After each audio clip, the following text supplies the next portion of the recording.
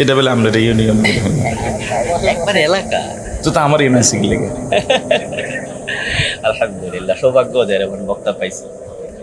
এই দেশ বিখ্যাত বক্তা রাইখা এই আমার এই কি জন্য যে আপনারা আনলেন, আপনারা গৌরবান্বিত এমন একজন সন্তান আপনাদের এলাকার, এমন একজন সন্তানের আপনারা এই এলাকার আপনাদের সন্তান কারো বাইরের মতো কারো সন্তান তুললো, কিন্তু গোটা বাংলাদেশে যিনি চষে বেড়ান কোরআনে দাওয়াত নিয়ে আপনারা সৌভাগ্যবান।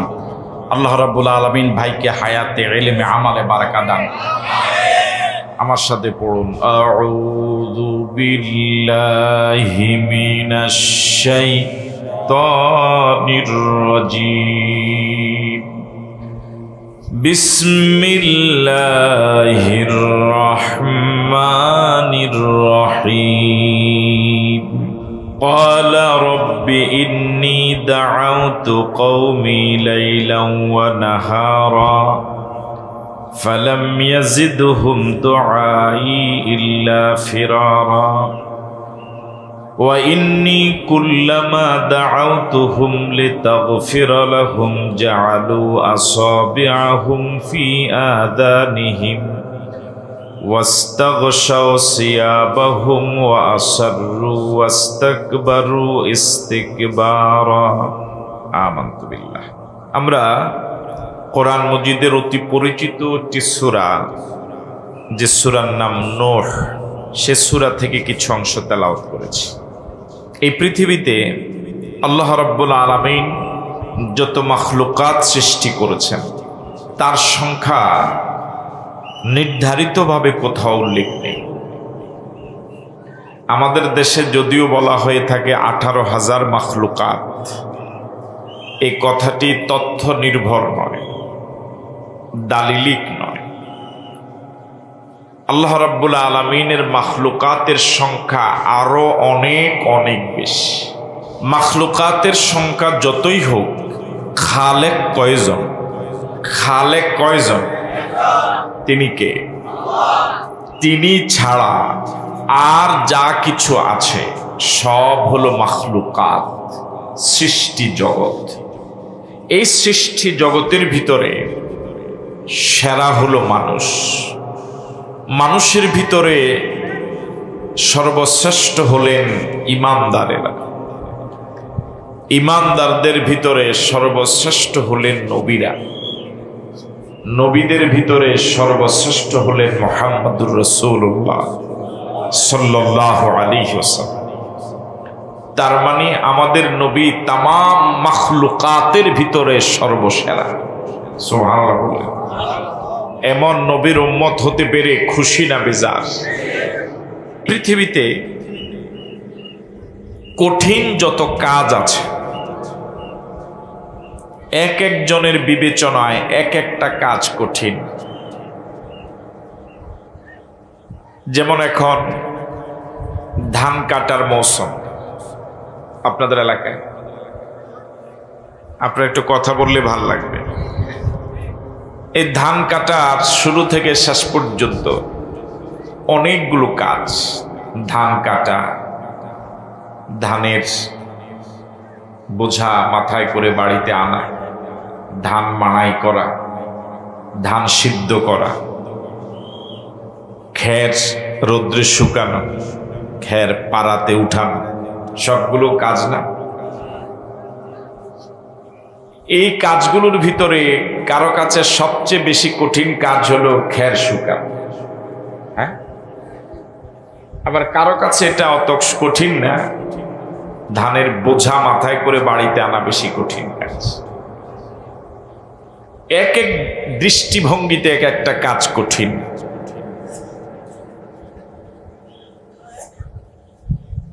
কিন্তু সবার কাছে যে বিষয়টা একেবারে প্রণিধানযোগ্য, সেটা হলো এই পৃথিবীতে সবচেয়ে কঠিন কাজ হলো মানুষকে অনুগত বানানো। আপনি একটা প্রাণীকে যদি সময় দেন, কয়েকদিন সময় দিলে পরে ওই প্রাণীটা যে ব্যক্তি সময় দিল তার বন্ধু হয়ে যাবে, ঠিক নয় কি? মানুষ তার কৌশল দিয়ে, ভালোবাসা দিয়ে, আদর সোহাগ দিয়ে বনের জঙ্গলি প্রাণীকেও, হিংস্র প্রাণীকেও পোষ মানাতে পারে না? যে পাখি আকাশে উড়ে, এরকম আকাশের উড়ন্ত পাখিকেও মানুষ ভালোবাসা দিয়ে, আদর সোহাগ দিয়ে এমন ভাবে পোষ মানায় যে ডাকলে তার হাতে চলে আসে। এই পাখিটার কাছে মানুষটা এত বিশ্বস্ত, এত আস্থা অর্জন করেছে যে আমি গেলে সে আমাকে মারবে না, আবার আমাকে ছেড়ে দিবে। যদি তার ভিতরে বিন্দু পরিমাণ ভয় থাকতো যে আমি গেলে আমাকে ধরে মেরে ফেলবে, তাহলে কি সে আসতো?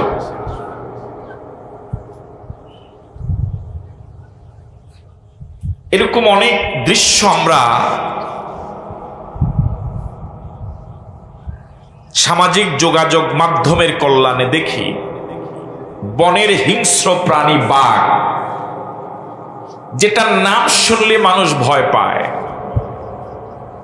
ওই বাঘ মানুষের কথা শুনে। দেখেছেন এরকম দৃশ্য? আমি কি আপনাদের সাথে কথা বলি না অন্য কারোর সাথে? আমি তো এখানেই পোষ মানাইতে পারলাম। এরকম দৃশ্য দেখছেন যে বাঘ মানুষের কথা শুনে? কিন্তু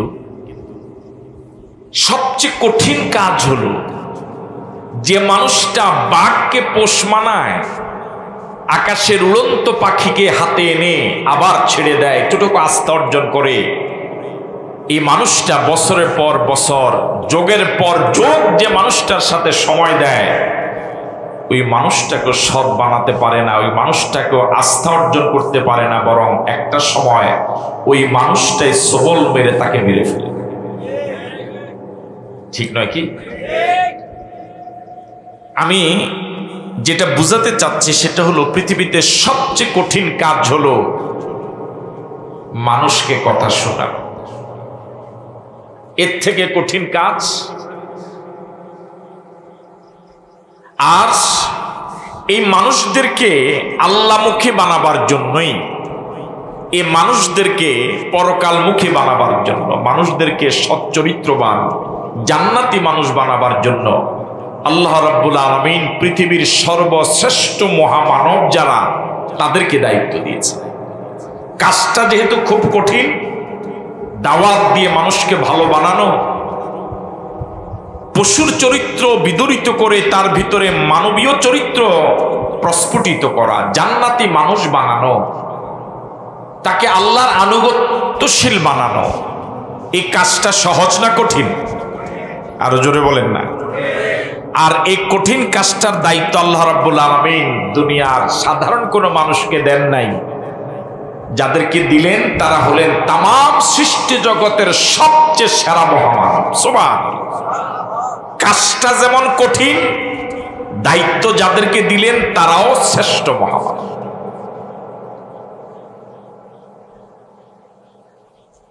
সম্মানিত দ্বীনী ভাইয়েরা, আর কিভাবে বুঝাবো? একটা প্রাণী আছে এমন, যে প্রাণীটাকে আপনি যদি ভাতের মাড় দেন, ওই প্রাণীটা আপনাকে রাতে পাহারা দিবে, দেয় না? বুঝতেছেন আমার কথা? আপনি তার জন্য কোনো ঘর বাড়ি দেন নাই, শোয়ার কোনো আলাদা ব্যবস্থা করেন নাই, শুধু একটু খেতে দেন, একটু আদর সোহাগ করেন, আসা যাওয়ার সময় একটু ডাক ডুক দেন, কথাবার্তা বলে। এতে করে সে আপনার এমন আস্থাশীল হয়ে যায়, সে আপনার বাড়ি পাহারা দেয়, আপনার অগোচরে বাড়িতে তার ভয়ে চোর ডাকাত ঢুকতে পারে না। ঠিক নয় কি? আর এই পৃথিবীতে জ্বলন্ত উদাহরণ, শুধু ভাতের মাড় নয়, যদি কলিজাটাও কেটে খাওয়ান, এরপরেও তার কাছে আপনার জীবন সম্পদ নিরাপদ নয়। এরকম মানুষ আছে না নাই? আছে তো। বরং কলিজাটা কেটে খাওয়াইলেও বলবে যে এই কলিজাটা না, বরং সিনার মাংসটা আর একটু হলে ভালো হইত। হ্যাঁ, এবার মনে কিছু বুঝে আসছে। সম্মানিত দিনী ভাইয়েরা, মানুষ কেন যেন এরকম বিবেকহীন হয়ে যায়, যে মানুষটা তার কাছে চাঁদা চায় সে মানুষটাকেই মানুষ নেতা মানায়। বুঝাতে পারি না মনে হয়। আপনি জানেন যে এই লোকটা চাঁদাবাজ, এই লোকটা সন্ত্রাসী, এই লোকটা চাঁদাবাজ, এই লোকটা মাস্তান, এই লোকটা চরিত্রহীন। যারা জানে ব্যাখ্যা সহ তারাই আবার তাকে নেতাও বানায়। আপনি এর বিপরীত যত সৎ কথাই বলেন, যত ভালো কথাই বলেন, যত ন্যায় কথাই বলেন, মানুষগুলো সেই ন্যায় কথাগুলোকে রিসিভ করে না। ঠিক নয় কি? আমাকে মনে আমি বুঝাতে পারি না। এখন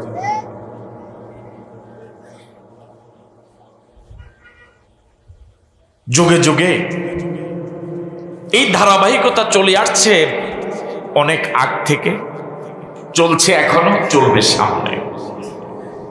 এটার জন্য সান্ত্বনা হলো এই যে আগাছা হওয়ার জন্য কোনো পরিচর্যা লাগে না। আগাছা বুঝেন? ওরা বুঝে না, মনে যুবকরা বুঝে না। আগাছা বুঝেন? ঘাস, জংলা, এগুলো বুঝেন? এগুলো হওয়ার জন্য, করার জন্য কি কোনো হাল চাষ করা লাগে? সার দেওয়া লাগে? কোনো ওষুধ দেওয়া লাগে? বরং এই আগাছা ঘাস মারার জন্য ওষুধ দেওয়া লাগে।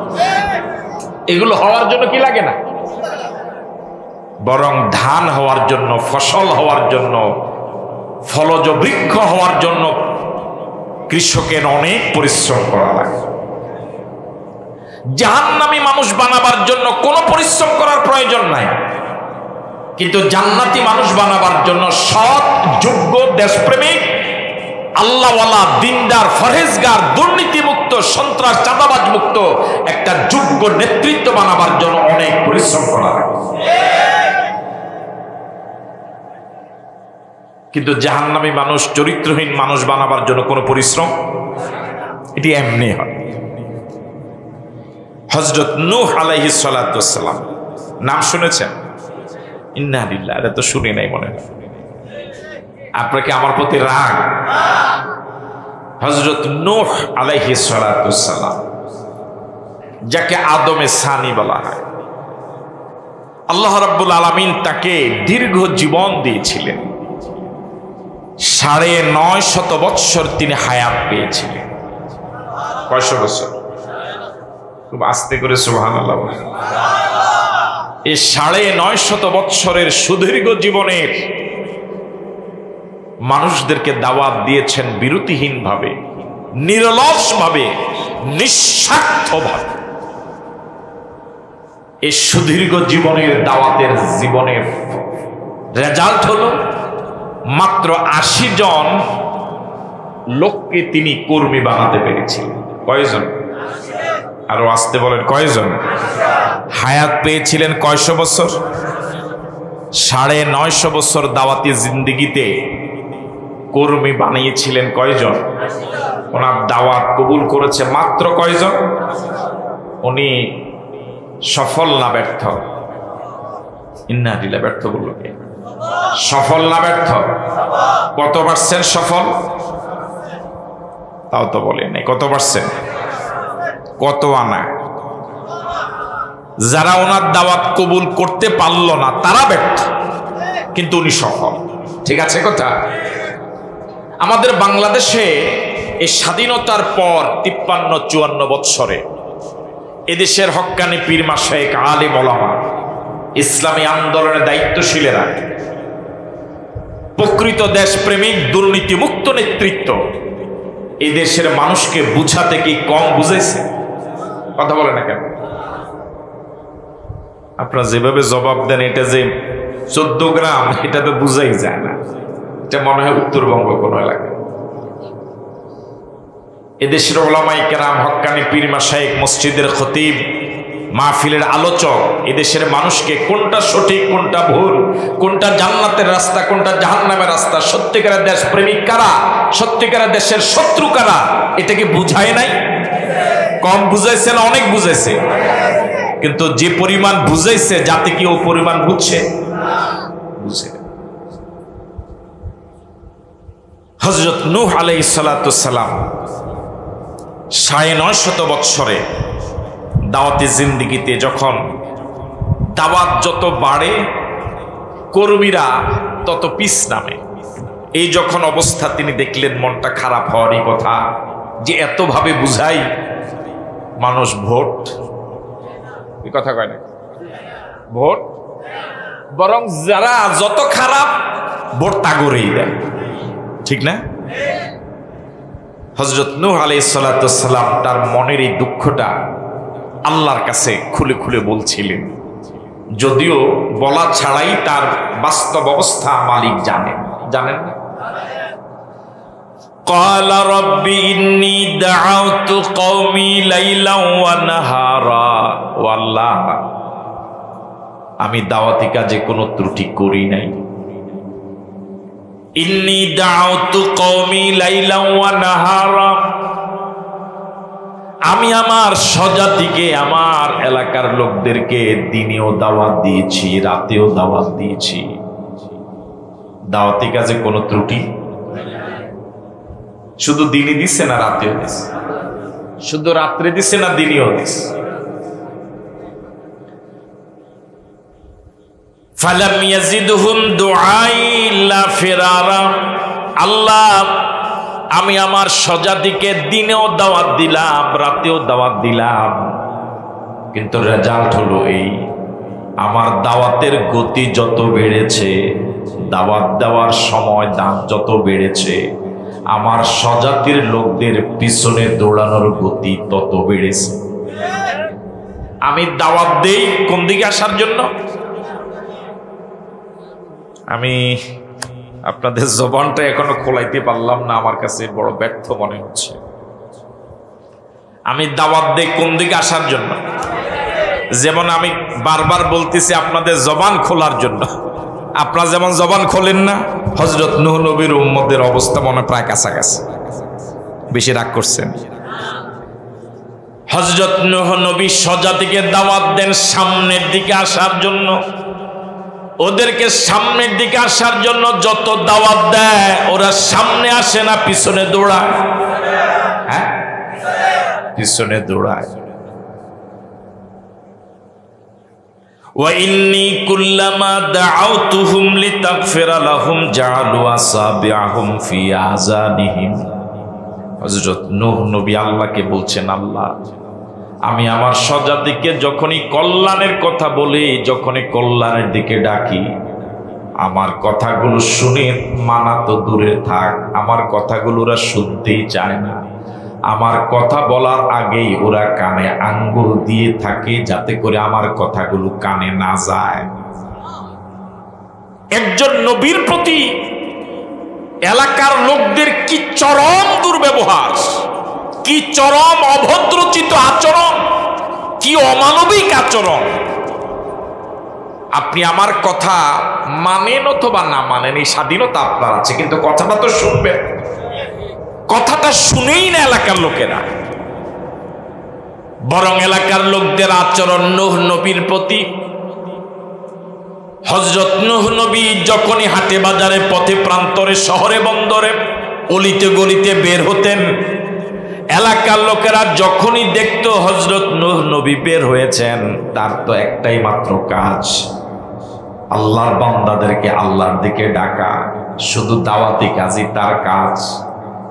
এলাকার লোকেরা তাকে দেখা মাত্রই জাআলু আসাবিআহুম ফি আযানিহিম, এলাকার লোকেরা তাদের আঙ্গুলগুলো কানের ভিতরে দিয়ে এমন ভাবে বসে থাকতো যেন কথাগুলো কানে না ঢোকে।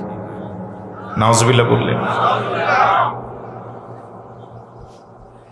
ওয়াস্তাগশাউ সিয়াবাহুম, হযরত নূহ নবী আল্লাহকে ডেকে বলেন, আল্লাহ আমি আমার এলাকার লোকদের কাছে এত ঘৃণিত, এত ঘৃণিত, এত চরম অবহেলিত, আমার কথাগুলো ওরা শুনতো না, কানে আঙ্গুল দিত। শুধু তাই নয়, আমার কথাটাই ওদের কাছে অপছন্দনীয় ছিল। বিষয়টা শুধু এটাই নয়, আমার চেহারাটা ওদের কাছে অপছন্দনীয় ছিল। আমার চেহারাটা পর্যন্ত এরা দেখতে চাইতো না। বরং আমাকে হাটে বাজারে পথে প্রান্তরে শহরে বন্দরে দেখলেই ওরা ওদের চেহারার সামনে পর্দা ঝুলাইয়া রাখতো, যাতে করে আমাকে দেখা না যায়। মনোযোগ আছে আপনাদের? একটু কল্পনা করেন, আপনি নিজের উপরে, আমি আমার উপরে, যে আপনি আপনার এলাকার লোকদের কাছে, আপনার পাড়া প্রতিবেশী, আপনার গ্রামবাসী, ওই লোকদের কাছে আপনি এত ঘৃণিত যে আপনার কথা শুনলে ওরা কানে আঙ্গুল দেয়, আপনাকে দেখলে ওরা চেহারার সামনে পর্দা ঝুলায়। এই অবস্থা কি আপনি এলাকা থাকতে পারবেন? ভাই কথা একটু বলেন না, আওয়াজ দিয়ে, থাকতে পারবেন? আপনারা হয়তো খুব বেশি দামি মানুষ যে এই জবাব দিলে আপনাদের ইজ্জত নষ্ট হবে, আর না হলে আমি আপনার কথাগুলো বুঝাইতে পারতেছি না, এই জন্য জবাব দেন না। কোনটা? খুব বেশি দামি মানুষ হওয়ার কারণে জবাব দেন এরকম? যদি যেই দুই আচরণ হযরত নূহ নবীর প্রতি তার স্বজাতির লোকেরা করেছে, এই আচরণ যদি আমার প্রতি, আপনার প্রতি এলাকার লোকেরা এর অর্ধেক আচরণও করে, এলাকা কি আমি আপনি বসবাস করার মতো কোনো পরিবেশ থাকবে? নিজের পৈতৃক ঘর বাড়ি জায়গা জমি সব বিক্রি করে অন্য জায়গায় গিয়ে বাড়ি করার, ঠিক নয় কি? এরকম আচরণ করার পরেও দিনের পর দিন নয়, যুগের পর যুগ নয়, শতাব্দীর পর শতাব্দী এরকম চরম অবহেলিত আচরণের শিকার হওয়ার পরেও নূহ নবী দাওয়াতের জমিন থেকে দূরে সরে যায়নি। আল্লাহু আকবার বলবেন না? দাওয়াতের ময়দান এত কঠিন ময়দান, দাওয়াতের ময়দান এত কঠিন ময়দান। আপনি যদি আল্লাহর জমিনে দিন কায়েমের দাওয়াত না দেন, আল্লাহর বান্দাদেরকে আল্লাহর পথে দাওয়াত না দিয়ে শুধু ব্যক্তিগত ইবাদত বন্দেগীতেই জীবনটা অতিবাহিত করেন, সমাজে আপনার বিরোধিতা তো হবেই না, বরং হাদিয়া তোফা বেড়ে যাবে। আর আপনি যদি দাওয়াতি কাজ বাড়ায় দেন, যার দাওয়াতের স্পিরিট যত বেশি, যিনি দাওয়াতি কাজে যত বেশি হক কথা বলেন, তার জীবনে ঝামেলাও তত বেশি, ঠিক নয় কি? এদেশের তাফসীর জগতের যিনি মুকুটহীন সম্রাট ছিলেন, গোটা পৃথিবীর মুসলমানদের কাছে যিনি অতীব সম্মানিত ছিলেন, যিনি গোটা বাংলাদেশের একজন শ্রেষ্ঠ সন্তান ছিলেন, শহীদ আল্লামা দেলোয়ার হোসেন সাঈদী রাহিমাহুল্লাহ, তার কি অপরাধ ছিল? শুধু এই কোরআনের দাওয়াত দেওয়া, ঠিক নয় কি? এই কোরআন মজিদের এই দাওয়াত যদি ময়দানে তিনি এভাবে অবলীলায় বলিষ্ঠতার সাথে যদি দাওয়াত না দিয়ে, তিনি যদি শুধু মুরিদ বানাতেন, ব্যক্তিগত ইবাদত বন্দেগীতে রত থেকে মানুষকে শুধু আপনার অন্যরা যেভাবে খেদমত করেন শুধু খেদমত যদি করতেন, আমার মনে হয় বাংলাদেশে তার মতো এত বড় মাপের পীর আরেকজন হতো না, ঠিক নয় কি? মুরিদের অভাব হতো, ঢাকায় জানাজাতে বাধা হইত,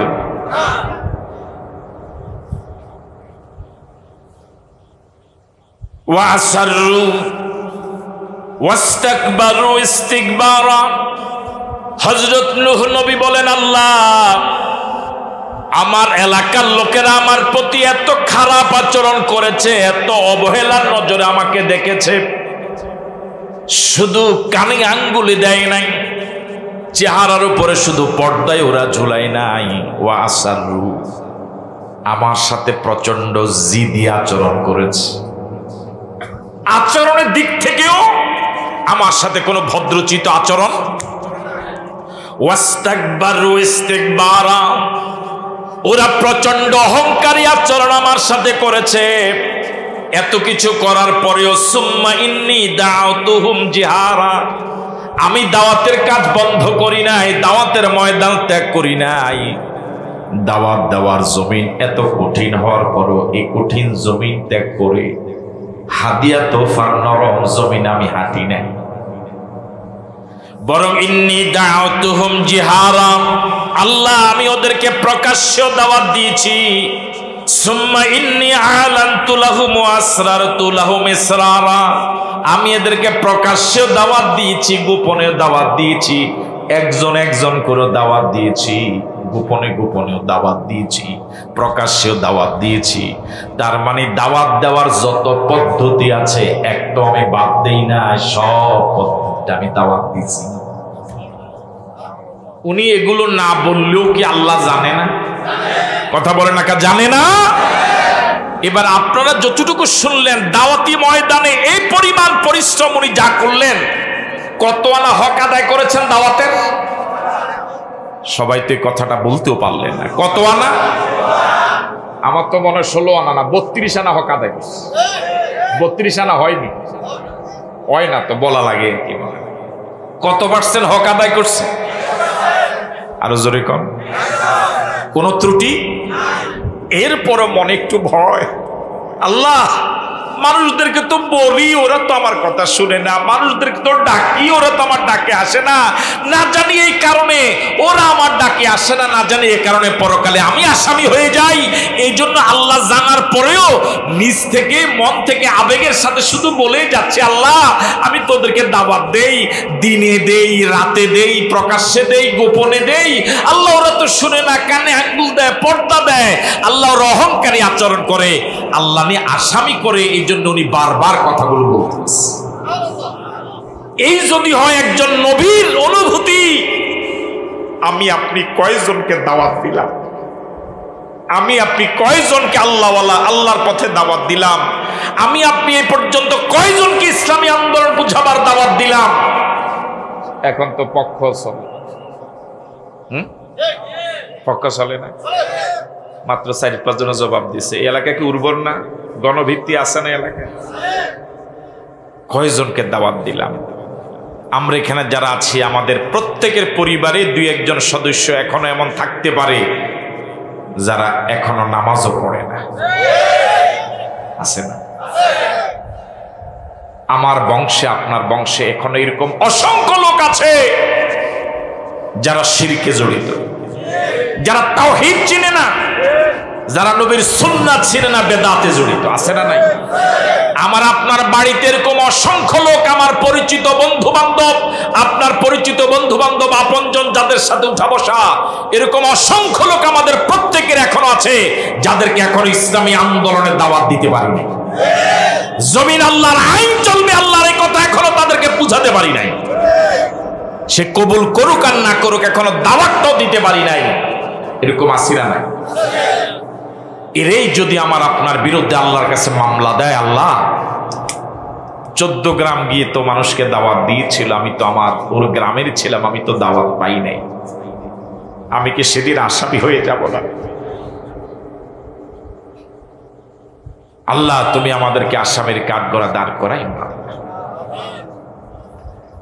এবার আপনাদের কাছে আমার জিজ্ঞাসা, হযরত নূহ নবীর কওমের যে লোকেরা নবীর কথা শোনার আগে কানে আঙ্গুল দিয়ে থাকত, নূহ নবীর কওমের যে লোকেরা নূহ নবীর চেহারা না দেখেই চেহারার উপরে পর্দা ঝুলাতো, চরম ঔদ্ধত্যপূর্ণ আচরণ করত, অহংকারী এবং জিদি আচরণ করত, যুগের পর যুগ, শতাব্দীর পর শতাব্দী, এটা কি ক্ষমার যোগ্য অপরাধ না ক্ষমার অযোগ্য অপরাধ?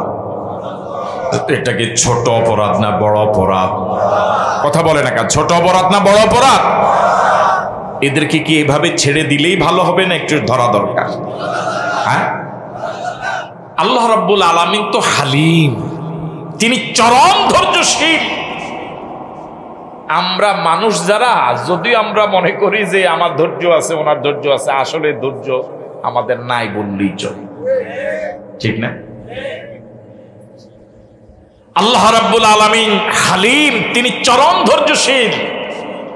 তিনি যদি চরম ধৈর্যশীল না হতেন, বর্তমান পৃথিবীর 810 কোটি মানুষের ভিতরে মাত্র 200 কোটি মানুষ মুসলমান হিসেবে আদমশুমারিতে পরিচিত।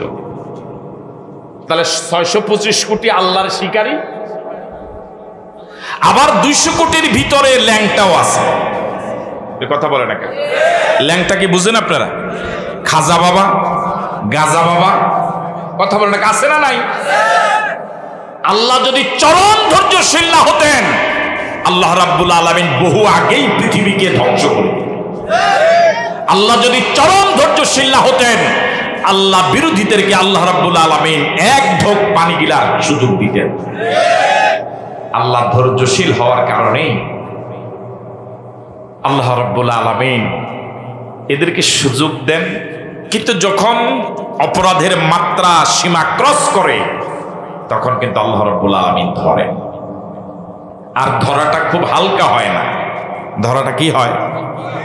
ইন্না বাতশা রাব্বিকা লাশাদীদ, ইন্না বাতশা রাব্বিকা লাশাদীদ, ইন্না বাতশা রাব্বিকা লাশাদীদ। আল্লাহর ধরা বড় শক্ত ধরা। আল্লাহু আকবার। যুগে যুগে আল্লাহ যাদেরকে ধরছেন, আদ, সামুদ, ফিরআউন, হামান, কামান, এই কিছুদিন আগের জাহিলি যুগের ওই ওদের মুরিদদেরকে, কথা কয় না, ধরা শক্ত হয়। আমরা অধৈর্য হওয়ার কারণে আমরা বারবার শুধুমাত্র অধৈর্যের পরিচয় দিতাম যে না, আল্লাহ যদি আর না ধরে হবে না। কিন্তু আল্লাহ ধরছে তো। এবার হযরত নূহ নবীর প্রতি যারা এমন আচরণ করলো, তাদের একটা শাস্তি হওয়ার দরকার আছে না? নূহ নবীর প্রতি যে আচরণটা হলো, এটাকে আল্লাহ জানে না? আল্লাহ রাব্বুল আলামিন বলেন, ওয়া উহিয়া ইলা নূহিন আন্নাহু লা ইউমিনা মিন কওমিকা ইল্লা মান ক্বাদ আমানা ফালা তাবতাইস বিমা কানু ইয়াফআলুন। দীর্ঘ জীবন পর্যন্ত দাওয়াতি কাজ করার পরে যখন আর কালেমায় পড়ছে না, মানুষ আর কর্মী হচ্ছে না, মুরিদ হচ্ছে না, অনুসারী হচ্ছে না, একটা সময় স্বাভাবিকভাবে হতাশা হয়ে যাওয়ার, এসে যাওয়ার কথা। আল্লাহ রাব্বুল আলামিন এমন সময় হযরত নূহ নবীকে ওহী পাঠিয়ে বলেন, ওয়া উহিয়া ইলা নূহিন, নূহের প্রতি ওহী পাঠানো হলো, প্রত্যাদেশ নাজিল করা হলো, বলা হলো আন্নাহু লা ইউমিনা মিন কওমিকা ইল্লা মান ক্বাদ আমানা। ও নূহ, ইতিপূর্বে আপনার দাওয়াতে আপনার এলাকার যতজন লোক কালিমা পড়েছে, দাওয়াত গ্রহণ করেছে, এ পর্যন্তই ক্ষান্ত। আপনার দাওয়াতে নতুন করে আর কেউ কালেমা পড়বে না, মুরিদ হবে না, কর্মী হবে না। এতদিন তো যাও আশা ছিল ভোট আর দুই একটা। আপনাকে আসেন না গেছেন? এতদিন যাও আশা ছিল ভোট আর দুই একটা বাড়ার সম্ভাবনা। এই আয়াত নাজিল হওয়ার পরে সে আশাও আর বাড়বে না, ভোট যা আসছে। ফালা তাবতাইস বিমা কানু ইয়াফআলুন। আল্লাহ রাব্বুল আলামিন নূহ নবীকে বলে দিলেন, দীর্ঘদিন দাওয়াতের ময়দানে যাদের পিছনে আপনি সময় দিলেন, দিন রাত প্রকাশ্যে গোপনে বিরতিহীনভাবে নিঃস্বার্থভাবে যারা আপনার দাওয়াত রিসিভ করে নাই, বরং আপনার সাথে চরম উদ্ধত্যপূর্ণ আচরণ করেছে, চরম দুর্ব্যবহার করেছে, অভদ্রচিত আচরণ করেছে, অমানবিক আচরণ করেছে, ওরা যে শুধু দাওয়াত কবুল না করে বসে থাকবে বিষয়টা এরকম নয়, ওরা আপনার পিছনে অনেক নতুন নতুন কর্মসূচি থ্রো করবে। কথা কয় না? আপনি ওরা যত কর্মসূচি পালন করুক, যত কর্মসূচি থ্রো করুক, আপনি কোনো কর্মসূচিতে ঘাবড়াবেন না, মন খারাপ করবেন না, নিরাশ হবেন না, হতাশ হবেন না। কথা কয় না? গোটা পৃথিবীর চিত্রটা এমনই, যারা আপনার দাওয়াত এখনো কবুল করছে না, ওরা আপনার দাওয়াত কবুল না করে শুধু নীরবে বসে আছে, ওরা ওদের কাজ করে, বিষয়টা এরকম নয়, বরং আপনাকেও দেশে কাজ করতে দিবে না, এরকম হাজারো কর্মসূচি প্রতিদিন ওরা ষড়যন্ত্রে মেতে উঠে। ঠিক নয় কি? ওরা আপনার দাওয়াত তো কবুলই করবে না, আবার আপনাকে আপনার দাওয়াতি কাজের ময়দানে থাকতেও দিবেন।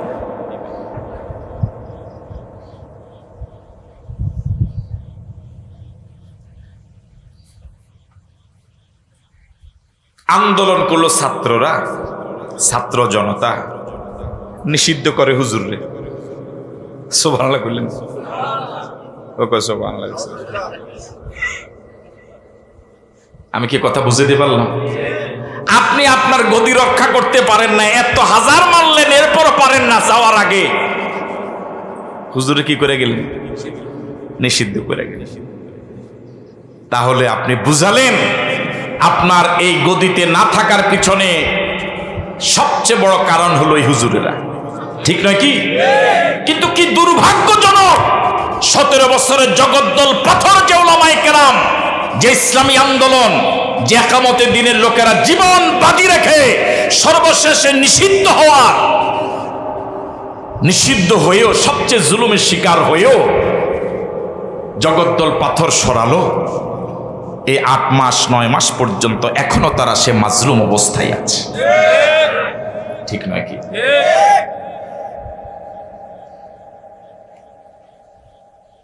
আল্লাহ রাব্বুল আলামিন বলেন ফালা তাবতাইজ বিমা কানু ইয়াফআলুন, ফালা তাবতাইজ বিমা কানু ইয়াফআলুন। বান্দার কাজ হলো শুধু আল্লাহর গোলামি করা, আল্লাহর পথ নির্দেশন অনুযায়ী চলা। যারা বিরোধিতা করবে ওদের মোকাবেলা করার জন্য যথেষ্ট যিনি, তিনি কে? আরো জোরে বলেন কে? আমার দায়িত্ব হলো ময়দানে নামা, আমি নামতে পারলাম কি পারলাম না এটার জন্য জবাবদিহিতা আছে, ঠিক নয় কি? আমার ভাইয়েরা, ওদেরকে পরাস্ত করার না করার দায়িত্ব আমার নয়, এটা কার? ওয়াসনাইল ফুলকা বিআইউনিনা ওয়া ওয়াহিনা ওয়ালা তুখাতিবনি ফিল্লাযিনা যালামু ইন্নাহুম মুগরাকুন। এবার আল্লাহ রাব্বুল আলামিন নূহ নবীর প্রতি যারা জুলুম করেছে সে জালেমদেরকে শাস্তি দিবেন। শাস্তি দেওয়ার আগে পরিবেশ করা লাগে, লাগে কি লাগে না? কথা কয় না কেন? এই জন্য আল্লাহ রাব্বুল আলামিন নূহ নবীকে প্রস্তুতি নিতে বললেন, ওয়াসনাইল ফুলকা বিআইউনিনা ওয়া ওয়াহিনা। ও নূহ, তুমি একটা কিস্তি বানাও। কি বানাও? কিস্তি মানে কি? এই জন্য নৌকার বিরুদ্ধে কইেন না, খুব সতর্ক। ওয়াসনাইল ফুলকা বিআইউনিনা ওয়া ওয়াহিনা, একটা কিস্তি বানাও, একটা নৌকা বানাও, একটা জলযান বানাও। তবে এই কিস্তিটা নিজস্ব চিন্তা চেতনার আলোকে বানালে হবে না, বেআইউনিনা ওয়া ওয়াহিনা, আমি আল্লাহর প্রত্যক্ষ নির্দেশনায়, আমি আল্লাহ যেভাবে বলি ঠিক সেভাবে। আল্লাহু আকবার। তাহলে আপনি যে কর্মসূচি নেবেন জমিনে বাস্তবায়ন করার জন্য, দিন কায়েম করার জন্য, ওই কর্মসূচিটা শরীয়ত ক্রস করতে পারবে না, শরীয়তের নীতিমালার আলোকে হতো। আপনি আপনার মন গড়া মতো আবেগ তাড়িত হয়ে কিছু করবেন, এটা শরীয়ত অনুমোদন করেন। ওয়াসনাইল ফুলকা বিআইউনিনা ওয়া ওয়াহিনা ওয়ালা তুখাতিবনি ফিল্লাযিনা যালামু। আল্লাহ রাব্বুল আলামিন কিস্তি বানাতে আদেশ দিয়ে হযরত নূহকে সর্বশেষ রেজাল্ট বললেন আয়াতের শেষ ভাগে, ইন্নাহুম মুগরাকুন। যারা আপনার সাথে দীর্ঘদিন জুলুম করেছে, চরম অমানবিক আচরণ করেছে, আমি আল্লাহ বিষয়গুলো দেখি নাই, বিষয়টি খুব নয়। আপনার প্রতি ওরা যে অমানবিক আচরণ করেছে, এই সমাজে কত দুষ্ট মানুষ বুক ফুলিয়ে চলে, কত বড় মাপের সন্ত্রাসী, কত বড় মাপের অপরাধী ওরা দাপটের সাথে চলে। আর আপনি আল্লাহর পয়গাম্বর নবী, আপনার চেহারা ওরা দেখতে চায় না, রাস্তা দিয়ে হাঁটতে দেয় না, কথা শুনতে চায় না, কানে আঙ্গুল দেয়। এটা আল্লাহ কি দেখে নাই? এই চরিত্র কিন্তু এখনো কম বেশ আছে সমাজে। যে যত বড় অপরাধী তার সম্বর্ধনা অনুষ্ঠান হয়, আর নিরপরাধ মানুষগুলো জামিন পায় না। জোরে বলেন ঠিক নয় কি? কেন যেন সমাজটা এমন হয়ে গেল? মানুষের বিবেক গেল কোথায়? বিবেকটা কেন যেন এমন ভাবে মরে গেল?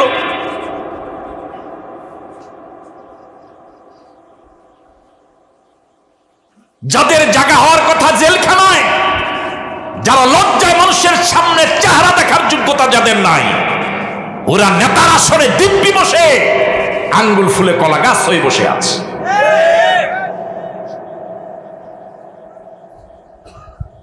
ইন্নাহুম মুগরাকুন। নূহ নবীকে আল্লাহ রাব্বুল আলামিন বলছেন, বিগত দিনে যারা আপনার সাথে চরম জুলুম করেছে, আমি আল্লাহ রাব্বুল আলামিন ওদের সবাইকে পানিতে ডুবায়া মারব, ওরা সকলেই ডুবে মরবে। আল্লাহ আকবার বলবেন। তাহলে সে জালেমদের রেজাল্ট জীবিত থাইকা শাস্তি না মরার শাস্তি? মরা, শেষ। বুঝেন না মনে কথা? ইন্নাহুম মুগরাকুন, সব জালেমেরা পানিতে ডুবে মরে যাবে। আল্লাহু আকবার বলবেন। শাস্তি তো অনেক রকমের। কেউ পালাই আছে, এটা তো শাস্তি, কথা কয় না কা? আবার বক্স খাট চিনেন? বক্স খাট আপনি চিনেন? বক্স খাট, হ্যাঁ, বক্স কাটের। আবার কেউ বক্স কাটের ভিতরে পালাইছে, এটা তো শাস্তি। এটা দেখেন নাই মনে হয়? দেখছি, মুরব্বি দেখছেন বক্স কাটের? বক্স খাটের নিচে পালায় আমার ভাই। হযরত নূহ নবীর প্রতি যারা জুলুম করেছে, আল্লাহ পাক তাদেরকে একজনকেও জীবিত রাখেন নাই, সবাইকে পানির ভিতরে ডুবাইয়া মারছে। সে আল্লাহ এখন আছে না নাই? আরো জোরে বলেন, আছে না নাই?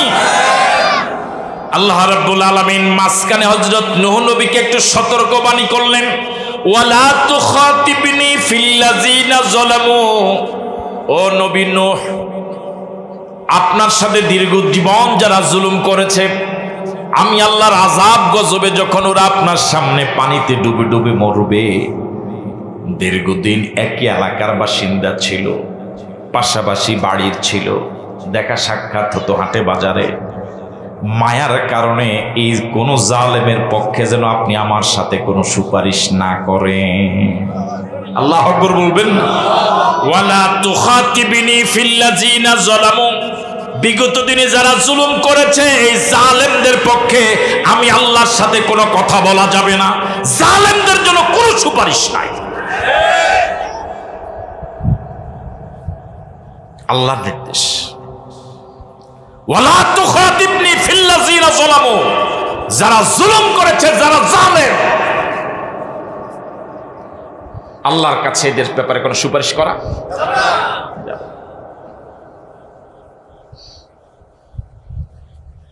ওয়ায়াসনাউল ফুলকা ওয়া কুল্লামা মাররা আলাইহি মালাউন মিন কওমিহি সাখিরু মিনহু ক্বালা ইন তাসখারু মিন্না ফাইন্না নাসখারু মিনকুম কামা তাসখারুন। অনুবাদ শোনার আগে বলুন আল্লাহু আকবার। এত মানুষ এত আস্তে আওয়াজ দিলেন, চিৎকার দিয়ে বলুন তো আল্লাহু আকবার। হযরত নূহ নবী কিস্তি বানানো শুরু করেছে, যেহেতু বলেছেন কে? আরো জোরে বলেন। অনেক লম্বা, 3 স্তর বিশিষ্ট। এটা তোর একদিনের বানানো সম্ভব নয়, এটা তার ছোট্ট জায়গায় শুরু করা সম্ভব নয়। উনি কিস্তিটা বানানো শুরু করেছেন একটা বিশাল খোলা ময়দানে, মরু এলাকায়, একটা বিশাল মাঠে। অনেক দিন লেগেছে কিস্তিটা বানাতে। যতদিন লেগেছে, ওই কিস্তিটা যে জায়গায় তিনি বানানো শুরু করেছেন, এর ডানে বামে মানুষের যাতায়াতের রাস্তা। মানুষ প্রতিদিন সকাল বিকাল সন্ধ্যায় এই আশপাশের রাস্তা দিয়ে হাটে বাজারে যায়, শহরে বন্দরে যায়। মনোযোগ আছে আপনাদের? এলাকার লোকেরা ওনাকে তো আগেই দেখতে পারতো না। আবার যে সময় উনি কিস্তি বানানো শুরু করেছে, ওই সময়ে কিস্তি চালাবার জন্য পানি তো নাই, মানুষের স্বাভাবিক খাওয়ার পানির অভাব। মনোযোগ নাই আপনাদের? কিসের পানি নাই? খাওয়ার পানি নাই। ওই সময় কি বানায়? মানে অবস্থাটা হলো এই যে ওনার মেম্বারি ভোট নাই, উনি এমপিতে দাঁড়ায়। বুঝেন নাই? কি ভোট নাই? খাড়া কিসে? এখন এতদিন পর্যন্ত যারা হযরত নূহ নবীকে দেখে কথা শোনার আগে কানে আঙ্গুল দিত, চেহারা দেখার আগেই ওদের চেহারার সামনে পর্দা ঝুলাতো, এবার কি হযরত নূহ নবীকে তিরস্কার করার, মস্কারা করার কোন সুযোগ ওরা পাইছে না পায় নাই? পায় নাই? সুযোগটা মনে হয় কাজে লাগাবে না। কথা কাজে লাগাবে? অর্ধেক লাগাবে না, পুরা। ওয়াসনাউল ফুলকা, হযরত নূহ নবী যখন কিস্তি বানানো শুরু করলেন, ওয়া কুল্লামা মাররা আলাইহি মালাউন মিন কওমিহি, হযরত নূহ নবীর এলাকার মাতবারেরা, মালাউন মানে মাতবার, সর্দার, নেতা। কি ওরে কথা কয় না কা? বিগত বৎসরগুলোতে দেশের আর কিছু বাড়ুক আর না বাড়ুক, কিছু নেতা বাড়ছে। নেতাদের চাপে কর্মী পাওয়াই যায় না। আপনি যাকে জিজ্ঞেস করবেন তারই একটা না একটা পদ আছে, তবে সহসভাপতির পদ বেশি ছিল। কর্মী নাই, নেতাদের ভিড়ে কর্মী নাই।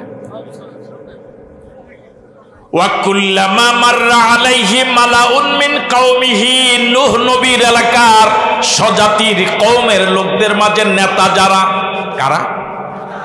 কথা বলে না কেন? এই ওনাকে হালকা একটু ঘুরে দেন এদিকে, ওনাকে, হ্যাঁ এই ওনাকে একটু ঘুরে দেন এদিকে। তো কমন সেন্স থাকা দরকার। ওয়াকুল্লামা মাররা আলাইহি মালাউন মিন কওমিহি, নূহ নবীর এলাকার নেতারা যখন এই কিস্তি বানানোর ডানে বামে পাশ দিয়া যখন সকাল বিকাল যাতায়াত করত, সাখিরু মিনহু, হযরত নূহ নবীকে দেখে ওরা ঠাট্টা করত। ঠাট্টা বুঝেন? মস্কারা বুঝেন? আরো সহজ বাংলা হচ্ছে টিটকারি। হ্যাঁ, এটি বুঝেননি আপনারা? একজন আরেকজনের দিকে, নেতারা তো, নেতার একটা ভাব আছে না আলাদা, একজন আরেকজনের দিকে এভাবে চোখ দিত, দেখ মোল্লায় করে কি, খানার পানি নাই হে কি বানায়, কিস্তি বানায়, মেম্বারে ভোট নাই হে পোস্টার টাঙ্গা। কথা বুঝেন নাই মানে? সাখিরু মিনহু, হযরত নূহ নবীর সাথে ওরা ঠাট্টা করত, সরাসরি বলতো কি মোল্লা কই চালাইবা, বুঝেন নাই? পানি যে নাই চালাইবা কই? ক্বালা ইন তাসখারু মিন্না ফাইন্না নাসখারু মিনকুম কামা তাসখারুন।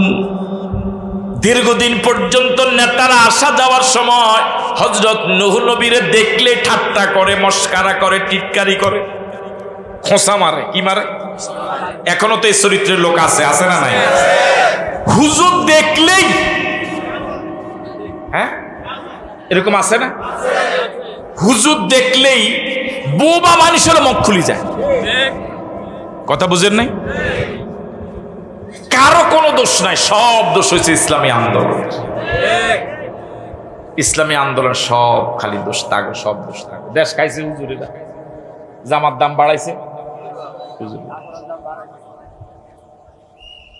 দীর্ঘদিন পর্যন্ত তারা এরকম ঠাট্টা মস্কারা টিটকারি করছে। হযরত নূহ নবী ধৈর্যের সাথে শুধু শুনে যাচ্ছে। তার কারণ তিনি তো জানেন যখন জবাব দেওয়ার সময় আসবে তখন জবাব দেওয়া যাবে। ঠিক আছে কথা? এবার জবাব দেওয়ার সময় হলো। কিস্তি বানানো শেষ প্রায়। কিস্তি বানানোর জন্য আদেশ দিলেন কে? আওয়াজ দিয়ে বলুন তো আল্লাহ। আরো জোরে বলুন আল্লাহ। আরেকবার বলুন আল্লাহ। কিস্তি বানানোর পরে চালাবার ব্যবস্থা করবেন কে? এই আস্থা হযরত নূহ নবীর আছে না নাই? কিস্তি বানানো শেষ। এবার হযরত নূহ নবী ওদের ঠাট্টার জবাব দেওয়া শুরু করলেন। সুবহানাল্লাহ বললেন। ক্বালা ইন তাসখারু মিন্না ফাইন্না নাসখারু মিনকুম কামা তাসখারুন। ও এলাকার মাতবরেরা, ও নেতারা, লেখা জানে না, পড়া জানে না, হেও নেতা। এরকম নেতা আসেনি দেশে? আপনারা দেখছেন কিনা জানি না, আমি দেখছি এরকম সংসদে দাঁড়াইয়া দাঁড়াইয়া বাংলার লিখে দিছে কে যেন, এডো পড়তে পারে না। হ্যাঁ, মহিলা। মানে যে দেশে বাংলা দেখে দেখে পড়তে পারে না, ইন্না লিল্লাহি ওয়া ইযা আসাবাতহুম মুসিবাতুন ক্বালু ইন্না লিল্লাহি ওয়া ইন্না ইলাইহি।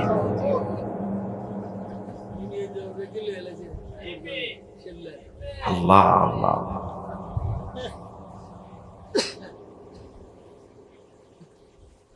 কিয়ামতের একটা আলামত হলো, সাহাবায়ে কেরাম রাসূলকে প্রশ্ন করেছিলেন মাতা সা, হুজুর কিয়ামত কবে হবে? রাসূল বলেছেন ইজা দুইরাতিল আমানা, যখন আমানত বিনষ্ট হয়ে যাবে, আমানতের ধ্বংস হয়ে যাবে। সাহাবায়ে কেরাম প্রশ্ন করলেন হুজুর আমানত ধ্বংস হয় কিভাবে? তখন রাসূল বলেছেন যখন অযোগ্য লোকেরা চেয়ার পাবে, এটাই আমানতের খেয়ানত, তখন অপেক্ষা করো, কিয়ামত আর অল্প সময়। রাস্তার মোড়ে মোড়ে নাচ গান করে যারা একসময় জীবিকা নির্বাহ করত, ওদেরকে বাংলাদেশের সংসদ সদস্য বানানো হয়েছে। বাংলা রিডিং পড়তে পারে না, ওরা সংসদ সদস্য। ফাইন্না নাসখারু মিনকুম কামা তাসখারুন,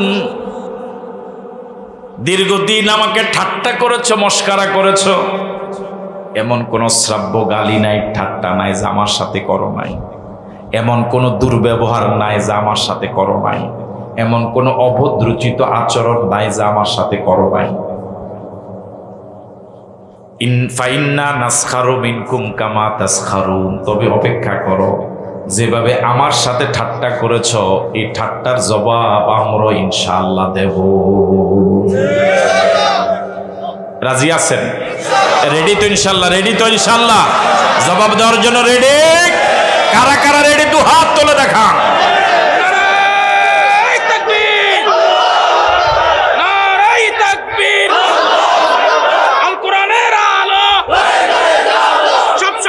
সমাধান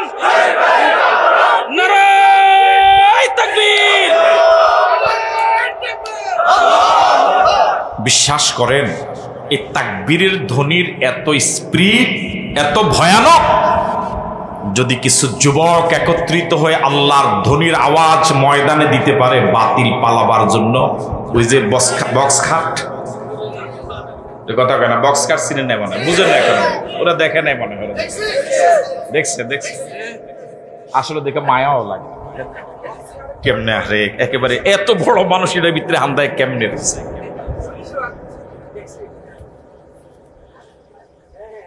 قال إن تسخروا منا فإنا نسخر منكم كما تسخرون, যেভাবে আমার সাথে ঠাট্টা করেছো বাপ ইনশাআল্লাহ দেব। আল্লাহু আকবার।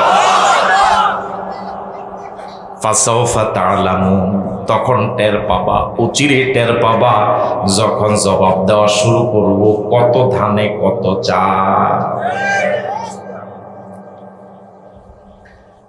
ফাসাউফা তা'লামুন, অচিরে টের পাবা, মাইয়াতিহি আযাবুন ইখজি, অপমানজনক শাস্তি কার জন্য প্রযোজ্য, ওয়া ইয়াহিল্লু আলাইহি আযাবুম মুকিম, কার জন্য চিরস্থায়ী শাস্তি প্রযোজ্য, ধ্বংস কার জন্য অনিবার্য। এখন তো লাভ বহু দাও, কথা কয় না, 7 তারিখে তো লাভ দিছিল, কথা কয় না, দেয় নাই মনে হয়, 5 তারিখ সকালবেলাও তো দিছিল, দেয় নাই। ফাসাউফা তা'লামুন, চিরে টের পাবা, মাইয়াতিহি আযাবুন ইখজি, লাঞ্ছনাকর অপমানজনক শাস্তি কার কপালে, ওয়া ইয়াহিল্লু আলাইহি আযাবুম মুকিম, কার জন্য চিরস্থায়ী। এটা তো দুনিয়ার সামান্য কয়েকদিনের লাঞ্ছনা অপমান, পরকালে জাহান্নামের আযাব কপালে আছে। ওয়া ইয়াহিল্লু আলাইহি আযাবুম মুকিম, চিরস্থায়ী জাহান্নামের আযাব কার জন্য প্রযোজ্য, অচিরে টের পাবা।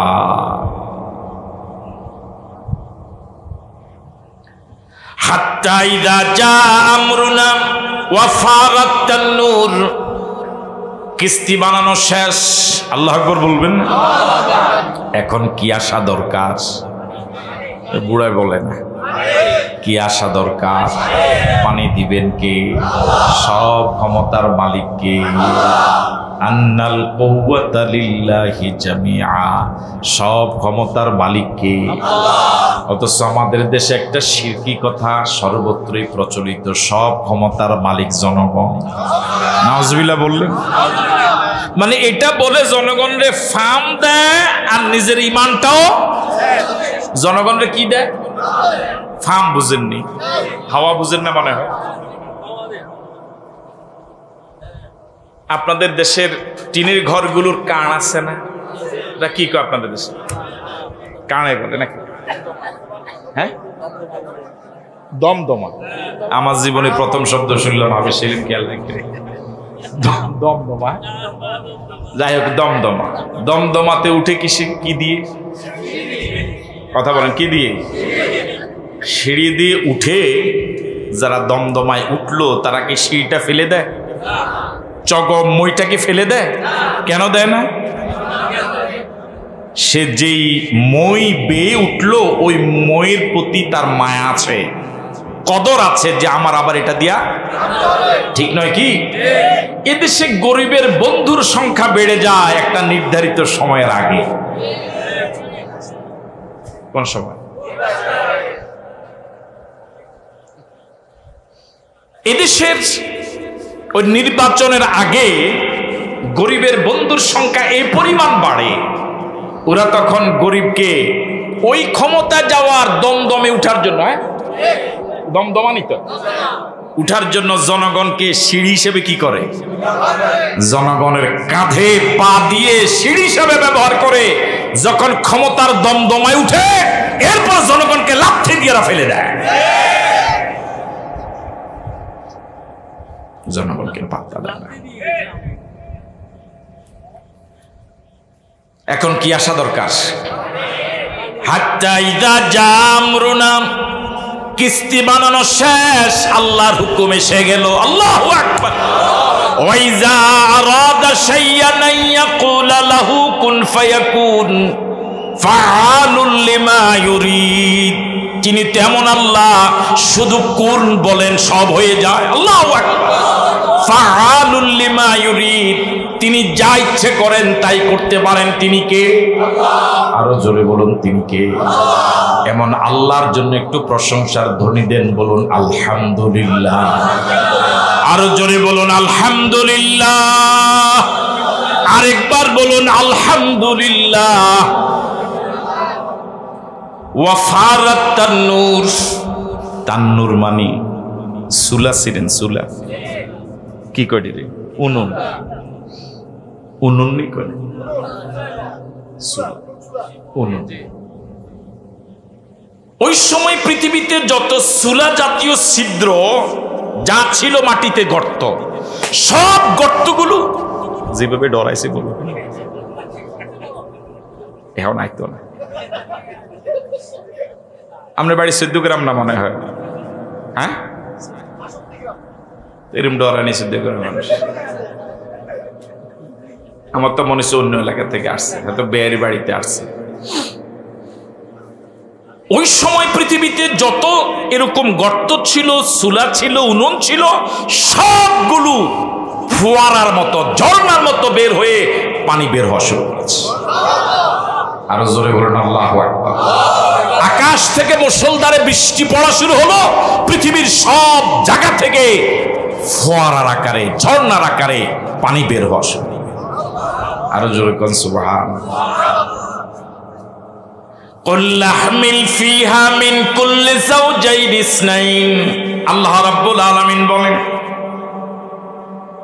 হযরত নূহকে আমি আদেশ দিলাম, কুল লাহমিল ফিহা মিন কুল্লি যাওজাইন ইসনাইন।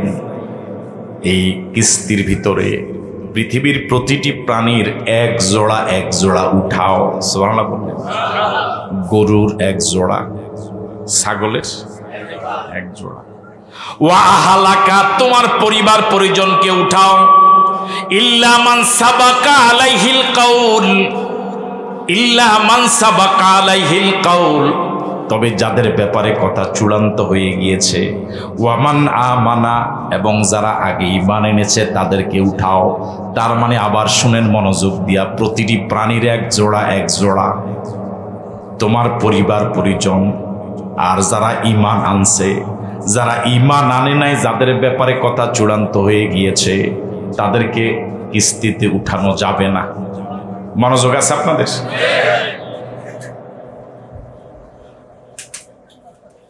ওয়ামা আমানা মাহু ইল্লা কলিল, ওয়া মা আমানা মাহু ইল্লা কালিল। আল্লাহ রাব্বুল আলামিন বলেন হযরত নূহের প্রতি খুব বেশি সংখ্যক ঈমান আনে নাই, অল্প সংখ্যক ঈমান এনেছে। কতজন না বলেছিলাম, আরো জোরে বল।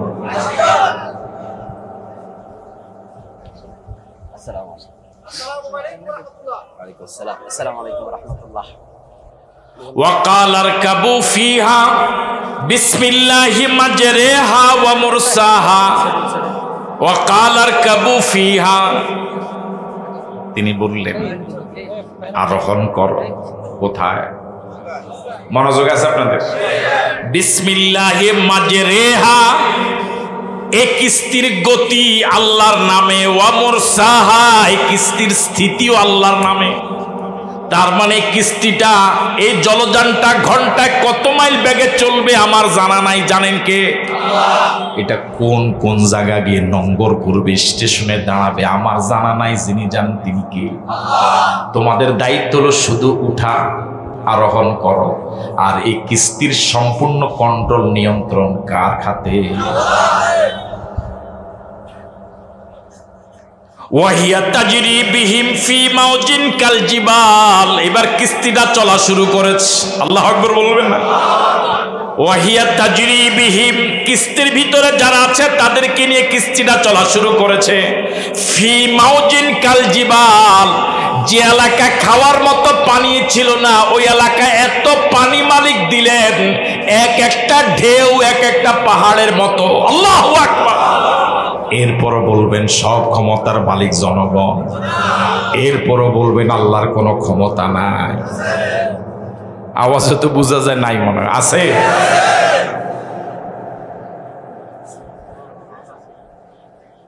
ওয়ানাদা নূহুন ইবনাহু ওয়া কানা ফি মাযিলিন ইয়া বুনাইয়া। নূহ নবীর একজন সন্তান নাম কেনান। এলাকার লোকেরা যেভাবে দীর্ঘদিন নূহ নবীর দাওয়াত রিসিভ করে নাই, নিজের ঔরসজাত সন্তানও দাওয়াত রিসিভ করে নাই। হেদায়েত এটা বংশের সাথে সম্পৃক্ত নয়, হেদায়েত টাকার সাথে সম্পৃক্ত নয়, হেদায়েত ক্ষমতার সাথে সম্পৃক্ত নয়, হেদায়েত এটা চেহারার সাথে সম্পৃক্ত নয়, হেদায়েত এটা কিসমতের সাথে সম্পৃক্ত। নবীর ছেলেও হেদায়েত পায় নাই। হযরত নূহ ছেলেকে ডাক দিলেন, ছেলে একটু কাছে ছিল। কানা ফি মাযিলিন ইয়া বুনাইয়া, ও আমার কলেজার টুকরা ছেলে, কিতাতু ফুয়াদি ইরকাব মানা, আমাদের মিছিলে আয়। বাবা তো জানে একটু পরে রেজাল্ট কি হবে। আবেগ ভরা কণ্ঠে, দরদ ভরা কণ্ঠে, মায়াবী কণ্ঠে ছেলেকে কত আদর করে ডাক দিলেন, ইয়া বুনাইয়া কিতাতু ফুয়াদি, ও আমার কলেজার টুকরা, ও প্রিয় ছেলে, ইরকাব মানা, আমাদের সাথে আয়, আমাদের মিছিলে আয়, আমাদের বৈঠকে আয়, আমাদের কিস্তিতে আয়। ওয়ালা তাকুন মাল কাফিরিন, ওদের মিছিলে যাইস না, ওদের সমাবেশে থাকিস না, ওদের দলে থাকিস না। এখনো তো ওলামায়ে কেরাম, হক্কানি পীর মাশায়েখ, ইসলামী আন্দোলনের লোকেরা বলে এই কথাগুলো। বলে কি বলে? কথা বলেন, বলে কি বলেন? ছেলেবার বলছে কালা সাবিলা জাবালিয়া সিমুনি মিনাল মা। ছেলের বাসন ভঙ্গিটা মনে হয় এমন, আমাদের আঞ্চলিক ভাষায় যদি এর ব্যাখ্যামূলক অনুবাদ করি, অনুবাদটা হবে এমন। আপনি জানতো ক্যাটক্যাট করেন না, বুড়া মানুষ। আপনার মিছিলের লোক নাই 10 জন, আমার পিছনে দেখছি হুন্ডাই 2000। ওরে কথা কয় না কা? এখনো তো মানুষ এরকমই করে যে এর মিছিলে লোক নাই, হেন যায় লাভ নাই, শুধু ভোট ফসাইয়া লাভ নাই, এরকম কথা কয় না? হ্যাঁ, ভোট বেলেটা হসে। কালা সাবিলা জাবালিন, আঞ্চলিক ভাষার ব্যাখ্যামূলক অনুবাদটা একটু আগে যেটা বললাম, অনুবাদটা হবে এমন। আপনি জানতো বছরের পর বছর দাওয়াত দিচ্ছেন, 80 জন মুরিদ বানাইতে পারেন নাই, আবার আমার হলে হারাহারি করেন। লোক আসেনি আপনার পিছনে, আমার পিছনে দেখেন না লোকের অভাব নাই, আপনি যান, ক্যাটক্যাট করিয়েন না। এমনি বলার মতো লোক তো এখনো এই সমাজে আছে। জোরে বেড়া আছে না নাই? ইয়াসিমুনি মিনাল মা, ও চিরে আমি ওই পাহাড়ে কি উঠবো, ওই পাহাড় আমাকে পানি হইলে আর কদ্দুর হইব। কথা কয় না? পানি হইলে আর ওই পাহাড় আমারে বাঁচাও। বড় ভাই আছে না, কদিন আগে ফেসবুকে দেখলাম একটা কাকা আমার চুল বিয়া করতে হলে করে, ও মা পরে দে তার মাথায় নাই, দেখেন না মনে আপনি পরে তার মাথা কামাই আলিস। আপনি দেখছেন বুড়া দেখছেন এই চাইবেন করতে আমরা দোয়ানব হেতে কয় আমার যদি চুল বাঁকা করতে পারেন তো করি, কিন্তু পরের দিনে দেখি একার ফুরা মাথা স্টেডিয়াম, শুধু চুল বিয়ান একা চুল নাই। আহারে বড় ভাই দাপটে ঘর ভাতের পাতিল নাই, ও বড় ভাই দাপট দেহা হে এখান থেকে অসিরে ফোন দেয়, এমপি রে ফোন দেয়, তার ঘর ভাতের পাতিল নেই, আছে না?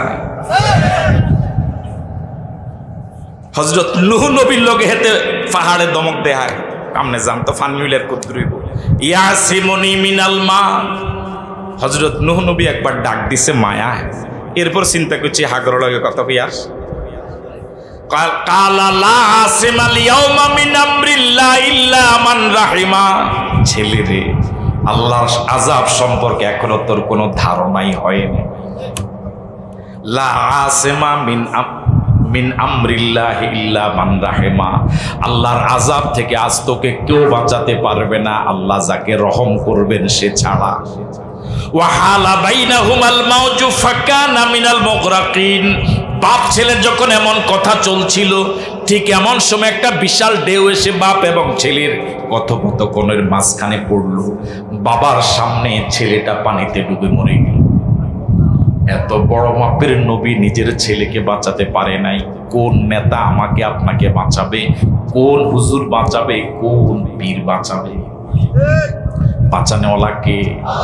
আরো জোরে বলেন কে? আসুন না, আল্লাহ ছাড়া আসলে আপনজন কেউ নাই। আমরা তো বলি হাসরে ময়দানে একা, আমি তো বলি হাসরে ময়দান না রে ভাই। আপনি বিপদে পড়েন দুনিয়াতেই, আপনি এক সপ্তাহ অসুস্থ হয়ে বিছানায় পেশাব পায়খানা করেন, আপনার আপন ছেলে স্ত্রী মেয়ে আপনার পাশে থাকবে না।